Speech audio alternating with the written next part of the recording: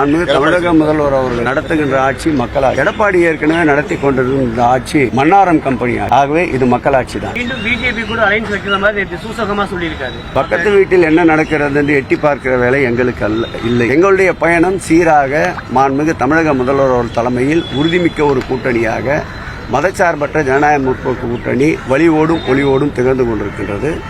அதற்கு தலைமை தாங்குகின்ற முதல்வர் ஏதோ நேற்று பெய்த மழையில் இன்று முளைத்த காளான்கள் அல்ல. நீங்கள் சொல்லுகின்றவர்களைப் போல் உறுதியோடு 60 ஆண்டு காலம் அரசியல் பயணத்தை மேற்கொண்டவர்.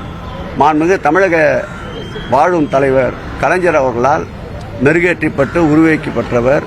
அவர் பட்டை தீட்டப்பட்டவர். ஆகவே இந்த கூட்டணி மீண்டும் 2026ஆம் ஆண்டு ஆட்சி அமைக்கின்ற ஒரு நல்ல சூழலை உருவாக்குவார். ஆகவே இதுபோன்ற கூட்டணியை பற்றி நாங்கள் கவலைப்படுவதில்லை. எங்களுக்கு மேலும் இன்னொரு கூட்டணி எங்கள் முதல்வரோடு இருக்கின்றது. அதுதான் மக்களோடு கூட்டணி. அதிமுகவை பலர் முடிக்க பார்க்கறாங்க, முடக்க பார்க்கறாங்க. யாராலும் முடியாது.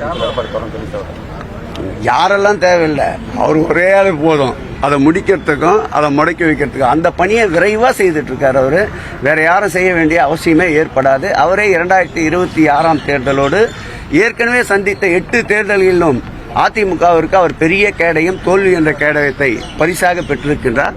இப்பொழுது நடைபெறுகின்ற சட்டமன்ற தேர்தலில் அதேபோல் தோல்வி என்ற கேடயத்தை பரிசாக பெற்று அதை மொத்தமாக முடித்து விடுவார்.